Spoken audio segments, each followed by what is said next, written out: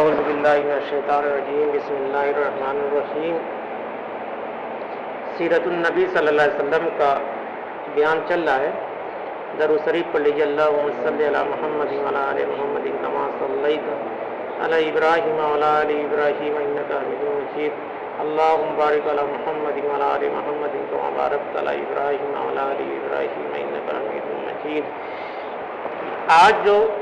آج کا جو ٹاپک ہے، موضوع ہے، عبد المطلب کے بارے میں ہے اور زمزم کے کنویں کے بارے میں ذکر ہوگا۔ عبد المطلب کون تھے؟ یا حضور صلی اللہ علیہ وسلم کے آپ لوگ سبھی لوگ جانتے ہی ہیں، اور تو اسی کا ذکر ہے کہ مطلب کا انتقال ہوا تو عبد المطلب سمجھدار ہو چکے تھے، دست بازو مضبوط ہو چکے تھے اور جسم میں توانائی آ چکی تھی، مانے طاقت آ چکی تھی۔ چچا کا کام انہوں نے سنبھال لیا، بقایا اور شفایا اور رفادہ ان کے ہاتھ میں آ گیا۔ ایک خانہ کعبہ میں 2 پد تھے، 2 پوسٹ تھی، تو ان کے ہاتھ میں آ گیا۔ آبادی میں تو کنویں تھے نہیں، جو کچھ تھے مکہ کے اطراف میں تھے، وہ بھی ادھر ادھر منتشر۔ حاجیوں کے لیے پانی وہیں سے لایا جاتا تھا۔ کعبہ کے پاس کچھ حوض ہوتے، ان میں بھرا جاتا۔ حوضوں کو مستقل بھرتے رہنا، پھر آئے دن ان کی صفائی کرنا ایک مسئلہ تھا۔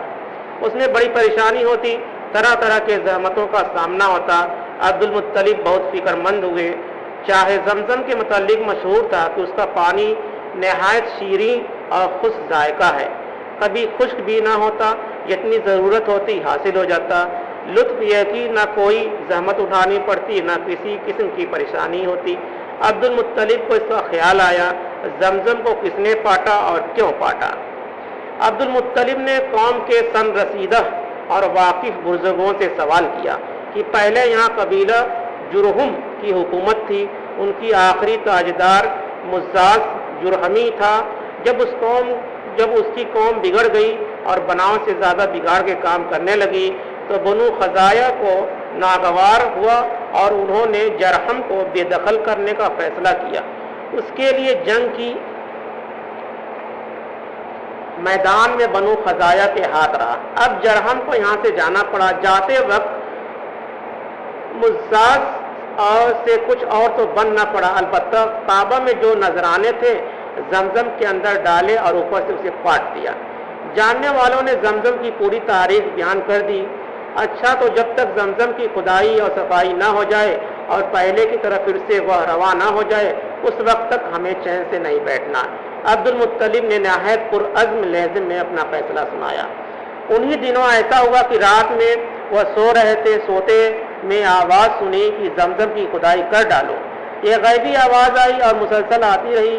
اس سے ان کی ہمت اور بڑھی، چنانچہ کھدائی شروع ہو گئی، لیکن وہ کوئی کام آسان نہ تھا۔ جان توڑ محنت کرنی پڑی، خون پسینہ ایک کر دیا، تب کہیں جا کر پانی نکلا۔ زمزم میں مزاج کی تلواریں بھی ملی اور کعبے کے نذرانے بھی۔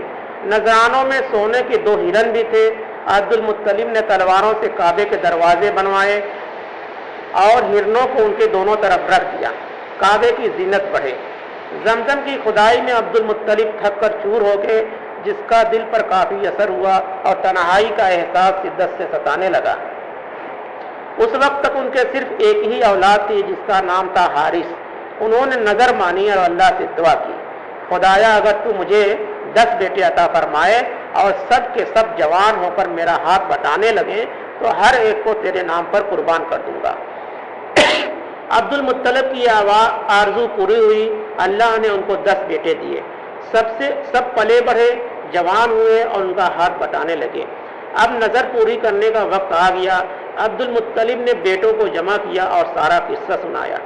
ابا جان، ہم سب دل جان سے حاضر ہیں، جس کو چاہیں آپ قربان کر دیں۔ بیٹوں نے نہایت سعادت مندی کا مظاہرہ کیا۔ اچھا، تو الگ الگ تیروں پر اپنے نام لکھ لاؤ۔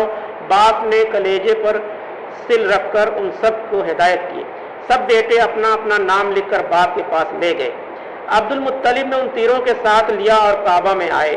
وہاں فال نکالنے والے سے ملے اور اس کو وہ تیر دے دیے۔ معلوم کرے کہ بتوں کے مہاراجا حبل کو کون سا بیٹا پسند ہے۔ وہاں اس وقت سب سے بڑا بت جو ہے حبل ہی تھا، پیچھے ذکر ہو چکا ہے، اور یہ قریش خاندان کا بت تھا۔ ہر خاندان والوں کو الگ الگ بت تھا۔ اس وقت مکہ میں رواج تھا جب کوئی اہم کام درپیش ہوتا تو تیروں سے فال نکلواتے، اس طرح دیوتاؤں کی مرضی معلوم کرتے۔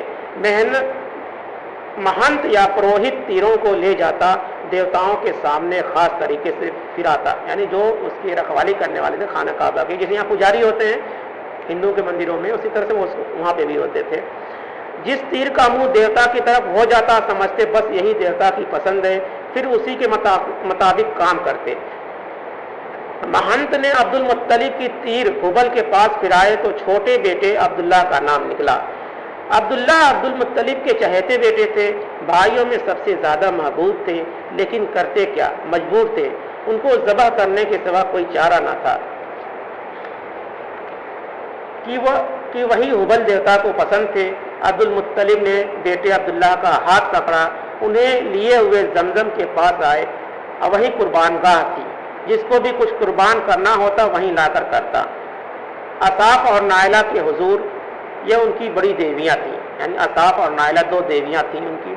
یہ خبر لوگوں کے دلوں پر بجلی بن کر گری اور جنگل کی آگ کی طرح سارے شہر میں پھیل گئی۔ جو جس حال میں تھا عبد المطلب کی طرف دوڑا، آنن فانن سارے لوگ اکٹھا ہو گئے، جسے دیکھے اس کی زبان پر یہی تھا، نہیں نہیں عبد المطلب، عبداللہ کو ذبح نہ کیجیے۔ عبد المطلب عجیب کسمکس میں پڑ گئے، میں تو نظر مان چکا ہوں، نظر پوری کرنی ضروری ہے، آخر کروں تو کیا کروں۔ عبد المطلب نے اپنی بے بسی کا اظہار کیا، اگر یہ مال فدیہ بن سکے تو ہم راضی ہیں، اونٹ ذبح کرنے سے کام بن جائے تو اس کے لیے بھی تیار ہیں۔ سب کے دلوں کی دھڑکنیں تیز ہو گئیں، سب کے ہونٹوں پر ایک ہی طرح کے جملے لرز رہے تھے۔ لوگ بہت دیر تک سوچتے رہے، آپس میں مشورہ کرتے رہے کہ کیا کریں۔ کسی نے کہا یثرب کی اطراف میں ایک نجومی عورت ہے، گتھیاں سلجھانے میں وہ ماہر ہے، چل کر اس سے پوچھیں، ہو سکتا ہے کہ اس کا ناخن تدبیر یہ گتھی بھی سلجھا دے۔ سب کو یہ رائے پسند آئی، چنانچہ لوگ گئے، اس عورت سے ملے، اس کا سارا حال بتایا۔ سب کچھ سن لینے کے بعد اس نے پوچھا، کس قیدی کو چھڑانا ہے یا کسی مجرم کو جان بچانی ہو تو کتنی فدیہ دیتے ہو تم لوگ؟ 10 اونٹ۔ 10 اونٹ، سب ایک ساتھ بول پڑے، ایسا لگ رہا تھا جیسے انہیں امید کی کوئی کرن نظر آ گئی ہو۔ تو 10 اونٹ اور عبداللہ کے نام کا قرعہ ڈالو، اگر اونٹوں کے نام قرعہ نکل آئے تو بہتر ہے، ورنہ 20 اونٹ کر دو، اگر پھر بھی عبداللہ کا نام نہ نکلے تو 10 اور بڑھا دو۔ اس طرح سے 10 بڑھاتے رہو یہاں تک کہ تمہارا رب راضی ہو جائے۔ اس نجومی عورت نے اس گتھی کو بھی سلجھا دیا اور مرجھائے ہوئے چہرے گلاب کی طرف کھل اٹھے۔ لوگوں نے ایسا ہی کیا، 10 اونٹ اور عبداللہ کے نام کا قرعہ ڈالا تو عبداللہ کا نام نکلا، 10 اونٹ بڑھا دیے پھر عبداللہ کا نام نکلا، 10 اور بڑھا دیے پھر عبداللہ کا نام نکلا، 10 اور بڑھا دیے پھر بھی عبداللہ ہی کا نام نکلا۔ لوگ اسی طرح 10 اونٹ بڑھاتے رہے اور عبداللہ ہی کا نام نکلتا رہا۔ ادھر عبد المطلب کھڑے عاجزی کے ساتھ دعا میں مصروف تھے، خدایا یہ فدیہ قبول کر لے، خدایا عبداللہ کی جان بچا لے۔ جب بڑھتے بڑھتے 100 اونٹ ہو گئے تو قرعہ اونٹوں کے نام نکل آیا۔ اب کیا تھا، لوگ خوشی سے اچھل پڑے، عبد المطلب کو ہر طرف سے مبارکباد دی جانے لگی۔ مبارک ہو عبد المطلب، اللہ نے بیٹے کا فدیہ قبول کر لیا۔ لیکن عبد المطلب ابھی بھی مطمئن نہ ہوئے، دوبارہ قرعہ ڈلوایا، کوئی شبہ نہ ہو رہ جائے، خدا کی مرضی کیا ہے صاف صاف معلوم ہو جائے۔ جب پوری طرح اطمینان ہو گیا تو اونٹ ذبح کیے گئے اور وہیں چھوڑ دیے گئے، جو چاہے ان سے فائدہ اٹھائے، یعنی 100 اونٹ۔ اب یہ جو قرآن اندازی ہے، فعل نکلوانا، یہ اب تو اسلام میں جائز نہیں ہے، یہ حرام ہے۔ کیا ہے؟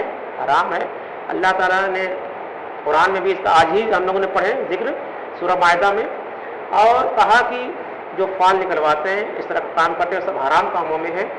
اللہ کے نزدیک اگر تم کو کوئی بات سمجھ میں نہیں آ رہی ہے تو تم استخارہ کرو۔ کیا کرو؟ استخارہ کرو، 2 رکعت نفل نماز پڑھو اور اللہ سے دعا کرو، اور جب تک کرتے رہو جب تک تم کو کوئی بات سمجھ میں نہ آ جائے اور اللہ تعالیٰ کی طرف سے کوئی ہدایت نہ مل جائے۔ تو یہ تو زمانے جاہلیت کی بات ہے، حضور صلی اللہ علیہ وسلم کی پیدائش کا یہ پہلے کا واقعہ ہے۔